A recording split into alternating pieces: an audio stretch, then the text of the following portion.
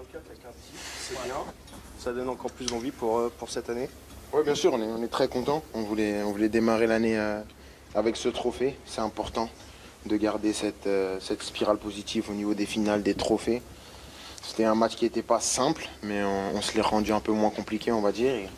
Et après, on a su maîtriser, même si on a eu des moments un peu de trou d'air. Mais pour un match de reprise, c'était quand même satisfaisant et on est content de rentrer avec la coupe. Kylian, vous êtes libre de vous engager avec le club de votre choix depuis quelques jours. Est-ce que vous avez pris votre décision? Est-ce que vous avez déjà un accord avec quelqu'un? Non, déjà, je suis très motivé, très motivé pour cette année. C'est très important. On a comme j'ai dit, des titres à aller chercher et on en a pris un déjà, donc c'est déjà chose faite. Après, non, j'ai pas pris ma décision encore, j'ai pas fait de choix. Mais de toute façon, avec l'accord que j'ai passé avec le président cet été, peu importe ma décision, voilà, on a réussi à protéger l'ensemble des parties et préserver la sérénité du club pour les défis à venir, ce qui reste le plus important. Donc on va dire que c'est secondaire. Kylian, l'an passé, Kylian, lors de votre première prolongation, ça avait un peu traîné, enfin, on l'avait su fin mai, votre décision. Est-ce que là, vous avez un timing différent? Est-ce que... J'en sais rien. Je pense que c'était fin mai en 2022 parce que je ne savais pas jusqu'à mai. Si je sais ce que je veux faire, je vais pourquoi traîner, ça n'a aucun sens. Donc. Mais comme j'ai dit, le plus important là, c'est vraiment les titres. On a gagné un trophée et on est vraiment déterminé. On a un groupe qui veut gagner des trophées, un groupe jeune qui veut gagner des trophées. Donc l'équipe et le groupe se tournent vers ça. Ma situation aujourd'hui, personne n'en parle à l'intérieur du club. Donc ça n'intéresse pas grand monde. Ce qui intéresse grand monde, c'est que je puisse aider l'équipe à gagner des trophées comme j'ai fait aujourd'hui. Le coach il a dit que l'équipe allait s'améliorer. En quoi elle doit s'améliorer en vue de la Ligue des Champions? Je pense que c'est normal. C'est normal, il faut toujours s'améliorer. Le coach, c'est un coach qui est arrivé avec des idées claires, mais avec beaucoup d'idées. Donc le temps qu'on assimile tout ça, aussi bons soient les joueurs, voilà, ça prend du temps. Mais je pense qu'on commence à voir des choses qui sont intéressantes. Je ne sais pas vous ce que ça donne de dehors. C'est mieux. C'est mieux. Même devant, Ouais, non, c'est clair. Non, je pense que c'est déjà beaucoup plus structuré. On voit au niveau de la structure, de l'organisation offensive, on voit les schémas, on voit qu'il y a quelque chose qui se dessine, non? Après, peut-être je suis fou, hein. Non, mais on va vous le dire le 14 février. Il y aura une première partie le 14 février. Donc si ça passe pas le 14 février, ça veut dire qu'il n'y a pas d'idée. Ah bah si, mais vous, Kylian, justement, Non, je demande. Vous, dans l'idée, justement, un coup vous êtes dans l'axe, un coup vous êtes dans un couloir. Comment ça se passe avec Luis Enrique à ce niveau-là, sur votre positionnement?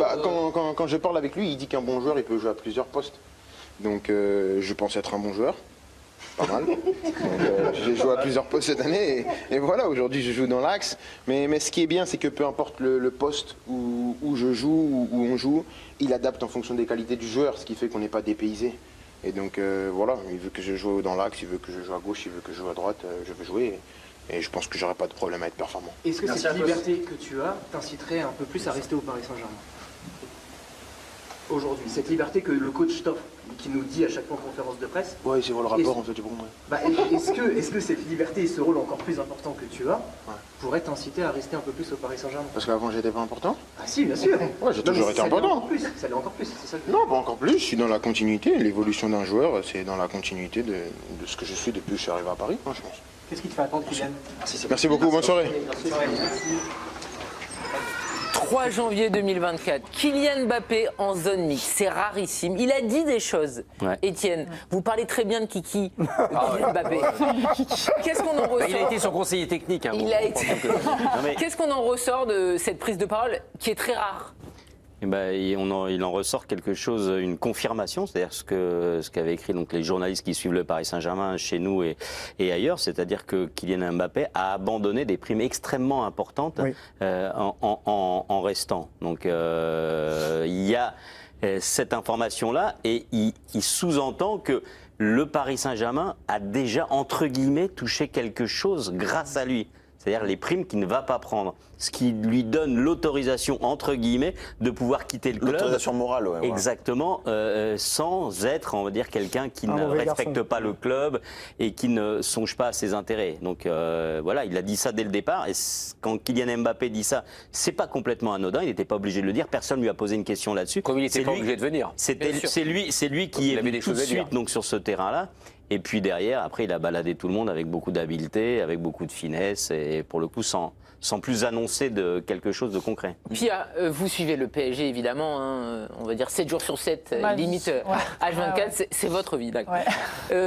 Qu'est-ce que vous retenez de la prise de parole de Kylian Mbappé? C'est jamais anodin quand Kylian Mbappé se présente devant les journalistes parce que c'est rare et il a toujours des petits messages effectivement à nous faire passer. Écoutez, ça sera très bien ce que vous allez dire, mais ça sera un petit peu plus tard. Regarde. Luis Enrique, l'entraîneur espagnol, est en conférence de presse. On l'écoute. Le sentiment qui prédomine après toutes ces années sans titre. Merci. Yo no vivo, mi felicidad no va en función de los títulos que gane. He sido súper feliz en la relative seulement aux titres que je gagne. Gagner des titres, donc je parle de la sélection, des clubs, etc. Gagner des titres, ça dépend du club où tu es.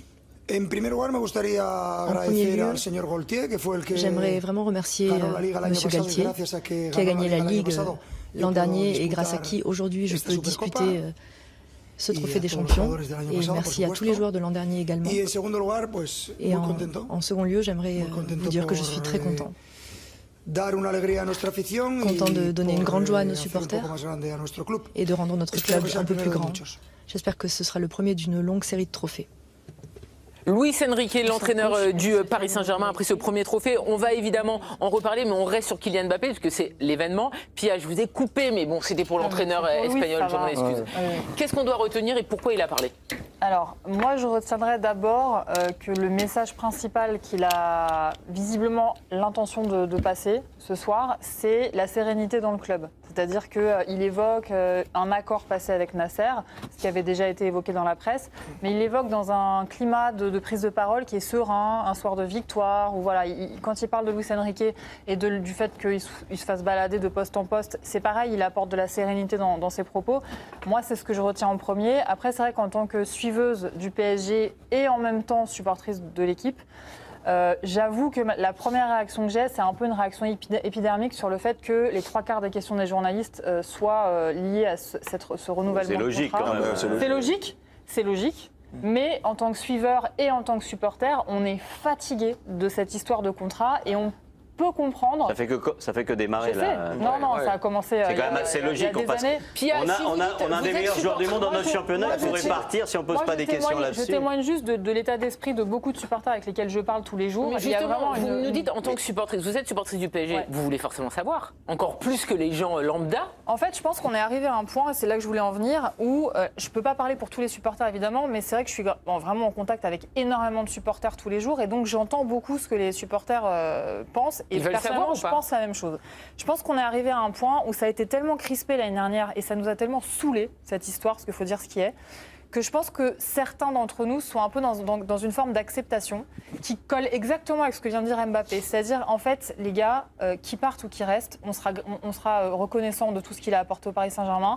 On est beaucoup à penser que c'est une chance phénoménale qu'on a eue de pouvoir l'observer de si près, de l'avoir dans le club de sa ville de naissance pendant autant d'années. Donc je pense qu'il y a une forme d'acceptation de s'il part, c'est une vision quand même très positive de... Attends, s'il part, on le comprendra. S'il reste, on sera content aussi. Mais je pense que du côté des supporters, on n'est pas non plus prêt à ce que le club se fasse marcher dessus, par exemple, tous les ans, sur des histoires de prolongation de contrat, etc. Donc je pense qu'il y a aussi une forme de sérénité. Je peux en témoigner. Après, ça ne veut pas dire que vous n'êtes pas dans la... Mais le problème, c'est que ce n'est pas lié... Non. En fait, ça, tout ce que tu dis, je peux comprendre, mais ce n'est pas lié à l'excitation médiatique autour de Mbappé. C'est l'excitation médiatique qui existe parce que la situation persiste depuis 3 ans. Mais c'est ce que tu as dit avant. Tu as dit « je suis fatigué de ces questions ». Non. Mais s'il avait...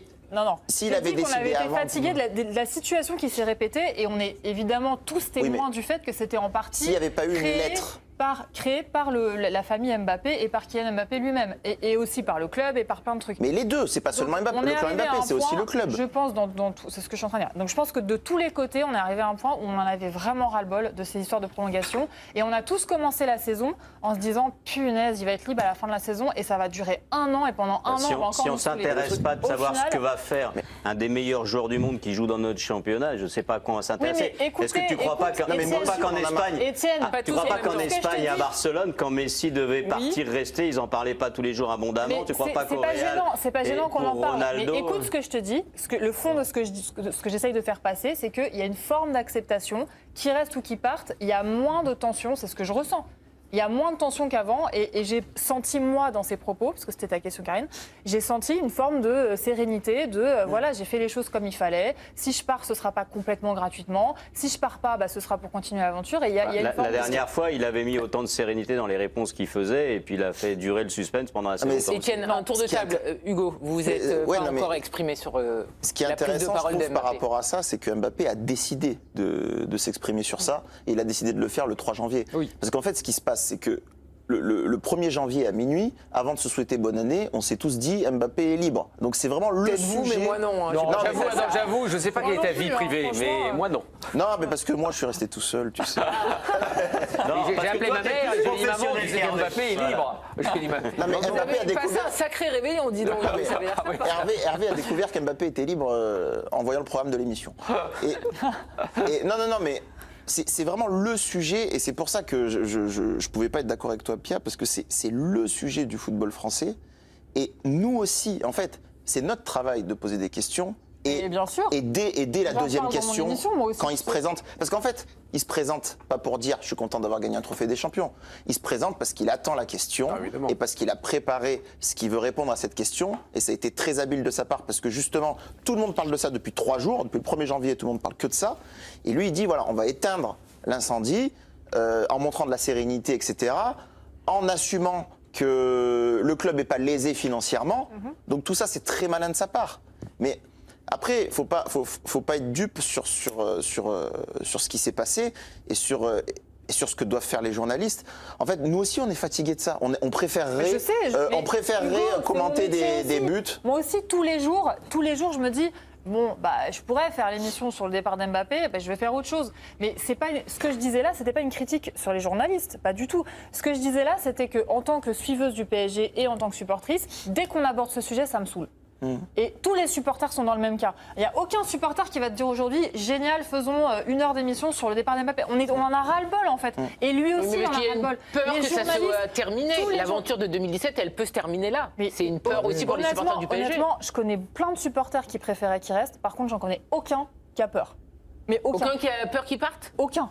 Non, mais enfin, on n'est pas sûr de la peur. Il y en a qui préféraient qu'il reste. Peur sur la ville. Non, mais sérieusement. Très bon film. Sérieusement, je pense que c'est ça que j'ai regardé le 31 aussi. Les supporters, ils ont aussi conscience que voilà, Kylian, il a aussi peut-être d'autres choses à prouver, d'autres choses à accomplir dans sa vie. Et on est aussi quand même, je pense, assez globalement reconnaissant du fait qu'il ait passé autant de saisons ici. Maintenant, moi, tu me poses la question à moi personnellement. Personnellement, je préférerais qu'il reste. Mais j'ai pas peur qu'il parte. S'il part, ce sera très bien, il grandit. C'est aussi une forme de fiston pour nous. Hervé. Oui, mais je comprends ce que tu veux dire. C'est un petit peu votre fils aussi, Kiki ? C'est un ça peu parle mon beaucoup fils. d'enfants. C'est un peu mon fils. Ah oui, beaucoup. J'ai lancé un peu. Je l'ai fait pleurer 1 ou 2 fois, effectivement, lui racontant les histoires des Cannes remportées par le Cameroun en 2000 et 2002 notamment. Enfin, ça, vous pouvez pas comprendre. Mais on était à peine nés, nous. Vous savez. Moi, on m'a dit qu'il